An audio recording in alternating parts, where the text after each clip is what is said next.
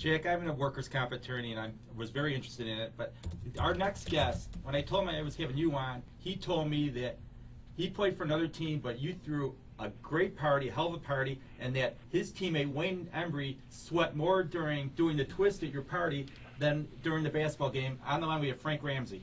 Oh, Frank Ramsey, what a great guy he is. Yeah, well, one time we had the Celtics come over after a game in Cincinnati, and we had a little party in the basement of my house, and that's what I'm saying. That was typical of the attitude in those years, how the teams would get together after a game, and off the court, and after the game,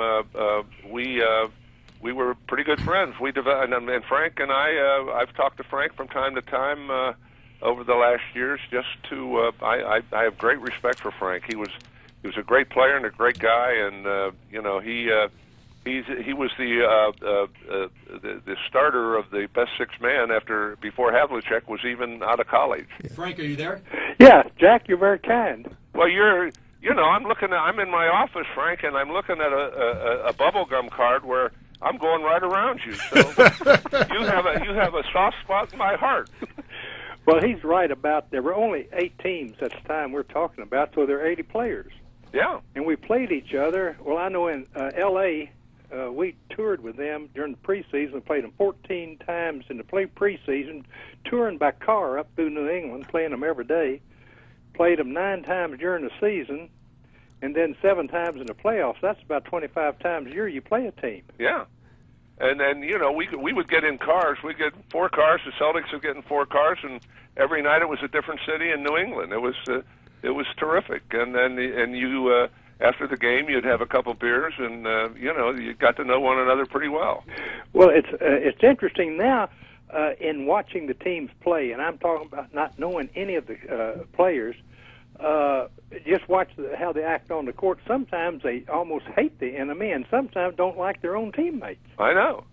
And boy, that wasn't the case then, was it, Frank? No, it wasn't. Yeah, we had a good time. We really did.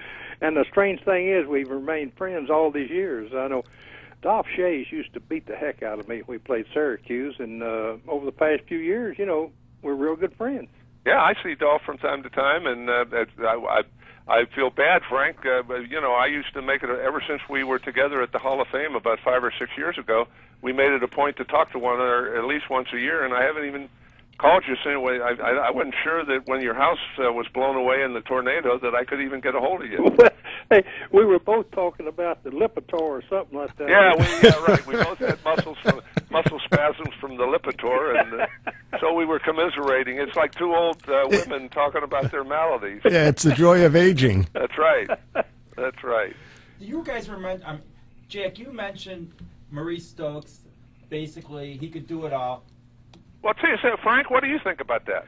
He could. He played forward. He'd bring the ball down the floor, and every now and then I'd try to guard him. It was impossible to. He was about 6'8", I believe, wasn't he? 6'8", about 270.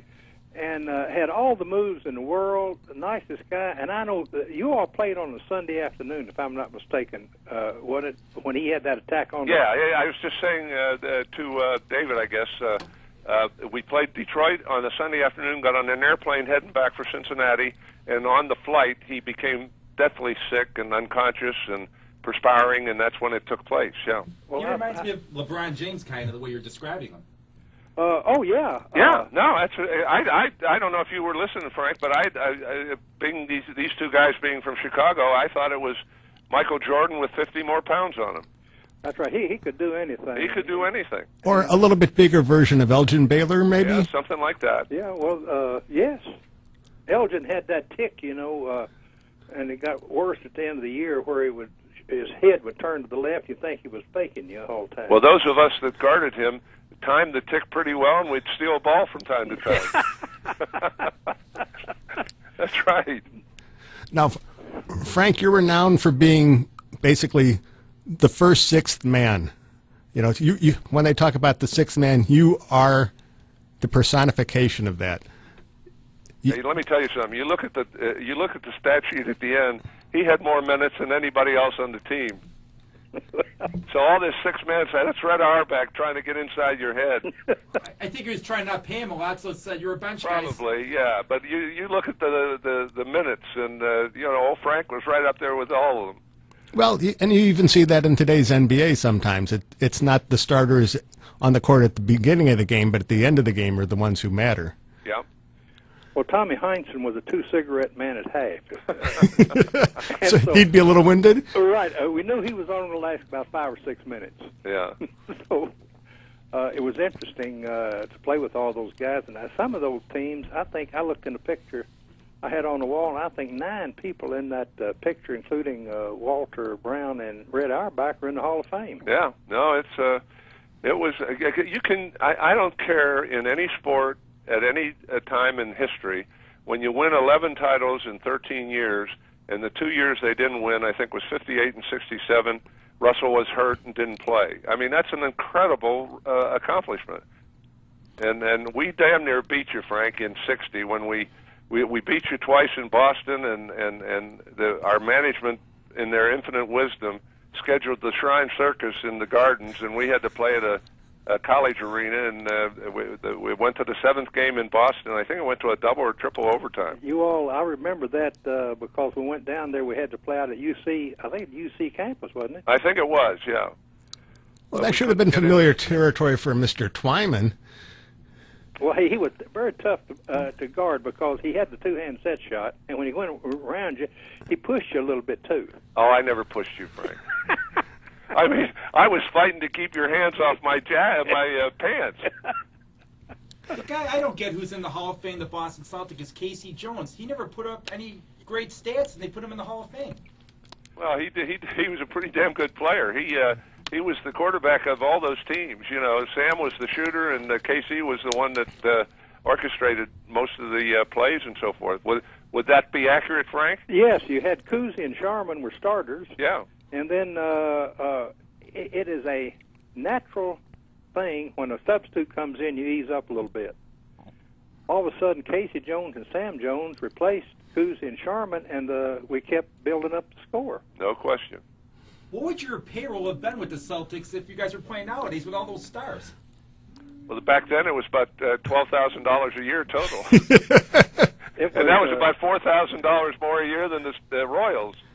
I'll tell you, it's amazing. People ask me, would you love to be playing today and not back then? Well, I certainly wouldn't, even though the money's there. But now, after 40 or 50 years, we're still remembered. Yeah. I'm talking about Jack in Cincinnati, the Celtics in Boston, and when you have all those titles, we all had to have summer jobs. All of us would play, and then we all had summer jobs to support our family. Yeah. And I think these kids are making so much money. And now, what is the average salary? Is about $1.2 million. I mean, that's a minimum, I think. Well, if that's the case, that would be 24 years at $50,000 a year. If you made $50,000 a year, that would be the equivalent of getting that for 24 years. That's a whole lot of money. The only way to make more money is as a banker. Yeah, I was going to say, That's spoken right. like a banker. You're talking to one of the most successful bankers in Kentucky. They're not using Confederate currency anymore, are they? We still have Confederate money in our vaults down here, though. You can't buy too much with that nowadays, I don't think. No. Save your Confederate money. The South is going to rise. We've heard that one before. That's right. And if those guys stay healthy, they have the depth. I think it's hard to win with one guy and one ball. But if you have 4 guys, that can put the ball in the hole, which they have, and I'm rooting for them just because of the history. I think they're playing well as a team, and I think they'll do just fine. The problem is you don't have Kevin McHale in Minnesota anymore to trade you Kevin Garnett to get to the championship. Well, the problem is you don't have Frank Ramsey anymore. If you look at one man that scores a whole lot, look at what Wilt did. He averaged over 50 points a game, and yet they never won the championship when he was with Philadelphia. That's right. No, that's right. You can't do it with one man. You got to have a team, and that's why I think the Celtics are to be reckoned with. And I hope you got to think that the Heat are going to get their themselves together because they got some talent on that team, but so far they haven't been able to. How surprising is it that Miami hasn't been able to come together? Well, I think you only have one basketball out there. That's right. And if you take those players, last year they played for a team that they got the ball at the end of the floor. I mean, at the end of the game. They got the ball to do what they could. And now you've got three players that are there, and they haven't meshed yet as a team. And that takes a while, I think. Does one of those players have to step up and say, I'm the guy? I get the ball at the end of the game? I don't think so. I think you've got to see who Jack. I don't know whether you agree with me or not, but you've got to see who's hot that particular game. That's exactly right. Conversely, I think you have to have a guy that can step up and say, I'm going to sacrifice and get the ball to this guy that's hot or this guy that's hot. But you need the old Kentucky guy and Pat Riley to come down and take control of that team. I don't think the coach now can do it. I think Riley's got to sit there, come down, take over the team, and say, I'm in charge. I'm going to tell you who's getting the ball and what to do. Well, I don't know whether he can do that or not because it appears to me now when you have a team that makes a lot of money, they can fire the coach. That's right. Okay, how do you order a guy making three guys making $10 million a piece and a coach making $1 million? How do you assert any influence over that? You don't think there's respect for Pat Riley where they listen to Riley? Oh, I think there's respect, sure, but it's very difficult in my judgment, and Frank just articulated that to control these superstars, they think the rules don't apply to them. Do they respect the former players like you guys when you come around, or they just kind of brush you off? They don't even know who we are. No, there's a commercial on LeBron and Howard betting a McDonald's thing on who can win horse, and all of a sudden they look over there and Bird's eating the sandwich. And they ask, who was he? I've seen that. Yeah, that's okay. If they don't know Larry Bird, then they definitely don't know you guys. Yeah, that's right. But some of us remember you quite well. You must be very old. I am. You told me that the other day when I said I used to watch you play. Yeah, there's only 5 of you still alive that saw me play. We're like Civil War veterans. That's right. Well, you know what? You guys know the game. You can explain the game, and you can articulate it. Whereas today's players, a lot of them, you hear them talk, they give you the same mumbo jumbo, and it's like you're not speaking English. Well, the game is, apparently the game is very popular, never has been more popular, and as Frank said, when we played there were 8 teams, now there's 32, so it must be somebody wants to watch them. Yeah. Now, Frank, if you take 8 teams, we had 80 players in the league.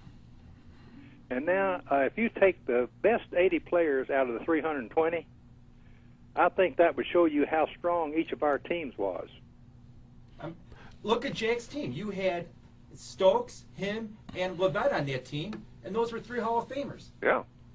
And then to be followed by Lucas and Boozer and Oscar and Wayne Embry was on our team before he went to the Celtics, So, there were some pretty good players back in those years. Now, Frank, could Red Auerbach be coaching in this era, do you think? Yes, but he when we were playing, all he had to do was say, "I'm going to swap a couple of you guys," and he scared us to death.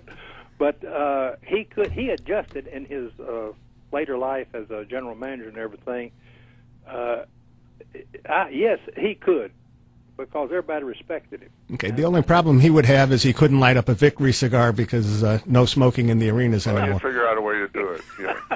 You know what? We talked about Maurice Stokes, and every time I think of concussions, I think about football again. But now I have a total different view, and I hope people listen to this show and realize that in the NFL, with these concussions, they've got to take it serious because someone could die on the field relatively soon.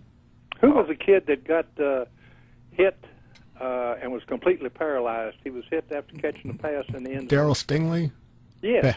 Back in the day. He just away a died couple not years long ago, didn't he? Right. Yes. Well, it's a very, very brutal game, and I think the NFL is doing the right thing in trying to legislate against concussions and injuries, even if it compromises the game a little bit. I think the safety of the player is paramount. Thank you very much, guys. We're out of time. It was a pleasure talking to you, Jack. Well, it's a pleasure talking to you both. And, Frank, what a great treat it was to catch up with you again. Hey, Now we can talk about something other than Lipitor. our Lipitor and our health. That's right. Glad to see you all. Good to Thank- see you. thank Thanks you. very Thank you much. very much.